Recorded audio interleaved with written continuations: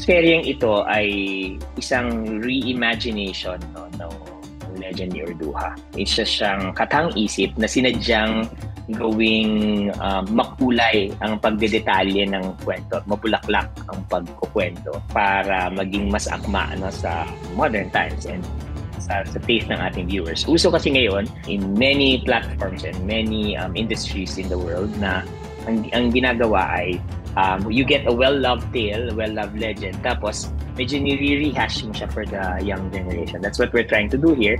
Kaya very young, very global, streaming friendly itong mga lihim ni Urduha. Ako, personal, bilang director na rin siguro, ang gusto kong mensaheng iparating talaga sa viewers na tayong mga Pilipino, malakas tayo. Nanggaling tayo sa lahi ng mga mandirigma na siguro minsan nadadown tayo, iniisip natin third world country tayo, maraming mas malalakas na bansa kaysa sa atin. Pero kung uusisain natin yung history natin, 'di ba? Parang ang lakas pala natin na noong unang panahon walang makakante sa mga Pilipino kasi napakahusay nating makipaglaban, mayaman tayo sa resources. Marami tayong ginto noong unang panahon base sa mga naisusulat sa history din. And through this legendary character, may explore natin yun, may papakilala natin yun sa mga Pilipino. It is heavily based on historical accounts of a historical character named Ibn Battuta, na isa siyang voyager, isa siyang explorer, manlalakbay mula sa Morocco noong 1500s. Tapos nagsulat siya ng maraming travel accounts at ang isa na sa mga nabanggit niya ay ang kanyang adventure ng pagkakakilala at pagkaka-witness sa kisig at husay ng isang warrior princess who eventually became the warrior queen named Urduha.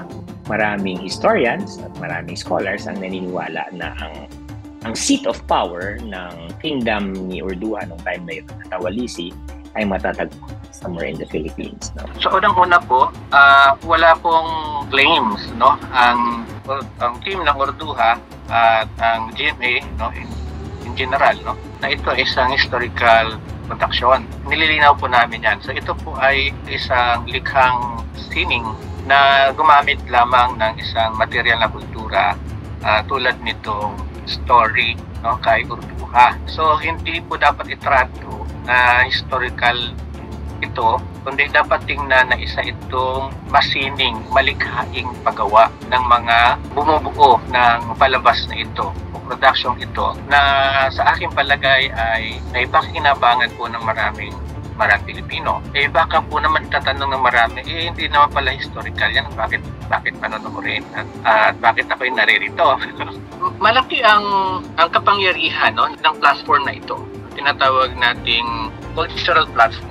Kasi bilang solusyon doon sa problema ng bayan na may kinalaman sa kung ano ang mabuti at masama, ano ang dapat at hindi, narito sa palabas na ito kung ano ang narapat na taglayin ng bawat isa para sa kanyang ikagagaling, no, bilang isang miyembro ng lipunan na may malaking ambag para sa kinabukasan ng bansa. At dahil mahalaga siya sa ating moral values, importante ito na matutuhan ng bawat isa, no? Kaya nga natin ito ginagawa. Pangalawa, sa side naman ng production, ano naman ito sa punto de vista pag pinag-usapan natin halimbawa ang development, halimbawa sa larangang pa-ekonomiya, importante po yung tinatawag na mga cultural production, no? Dahil ang mga cultural production ay halimbawa din ng mga social production kung saan may benefit tayo sa anumang produktong nililikha natin. At itong palabas na ito ay isang halimbawa ng produkto na hindi lamang pakikinabangan nila morally, pakikinabangan din ito ng bayan economically. Bakit? Kasi nakakambag ito sa pag-unlad ng ating ekonomiya, no? So pag nagpalabas tayo, siyempre may tatangkilik dyan. So pag may tumangkilik dyan, siyempre may pumapasok na rin na resources, no? Hindi lamang sa company, pati na rin sa pambansang treasury. So sa madaling salita, nakakatulong ito para sa pag-unlad ng ating bayan. Dahil meron din tayong kwento sa present day, gusto ko rin ipakita dito, no, na bilang mensahe sa mga manonood na hanapin natin yung ganda sa Pilipinas ngayon, sa mga Pilipino ngayon, na kung tutuusin, mauusay pa rin naman tayo hanggang ngayon. Kailangan lang talaga sama-sama tayong maniwala na kaya natin. Nandito pa rin sa atin hanggang ngayon yung pagiging lahing mandirigma.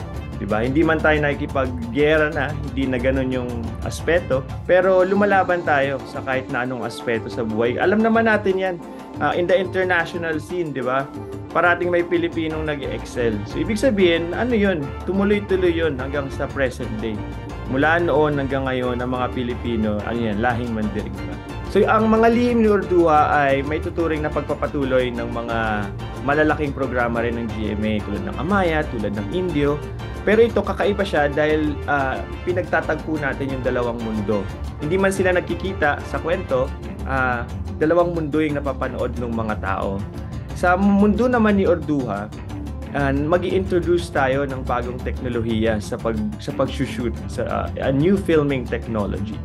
So initially, ang konsepto ko sa kanya, gusto ko parang gawing graphic novel yung panahon ni Orduha. So yun yung isang pagpapatuloy sana na iba naman ang itsura na maipakita natin sa ating viewers. And with that, naisip ni Ms. Mona Mayuga, yung ating executive producer, na baka ito na yung panahon na magamit na natin yung bagong teknolohiya na virtual environment. No? So yung tinatawag natin na volumetric environment. Ito naman yung may offer ng mga lihim ni Orduha kasi nasa Pilipinas na siya. So we are the first to use it in the Philippines and on Philippine TV. So I think this is one of the ways na ma-move forward talaga ng GMA Network yung ating aesthetics also in terms of giving an epic serye. Isang mega serye, di ba? Yun nga ang tawag sa atin. Nakakatuwa kung paano naging resourceful, creative, ingenious ang ating production team, ang ating mga directors dito, no? Lalo na ito si Direk Joron, he even created a visual design Bible at the start, a visual Bible at the start of the series, just to define the look, the mood, the tone that he wanted for the series. Hindi pa namin nahihimay ng malalim, pero alam niya na kung paano niya i-visualize at papakita yung plot. Ano pa lang siya, 4 plot pa lang yung nadi-discuss namin doon. Pero alam niya na crucial yung pag-marry ng past and present, no? So sana sa palabas ng mga lihim ni Orduha, matuto tayong maging mas makatotohanan. Iwasan natin ang fake news ng kolonisasyon at pumunta tayo uli sa ating roots na tayo ay malakas, tibay, tatag at matapang.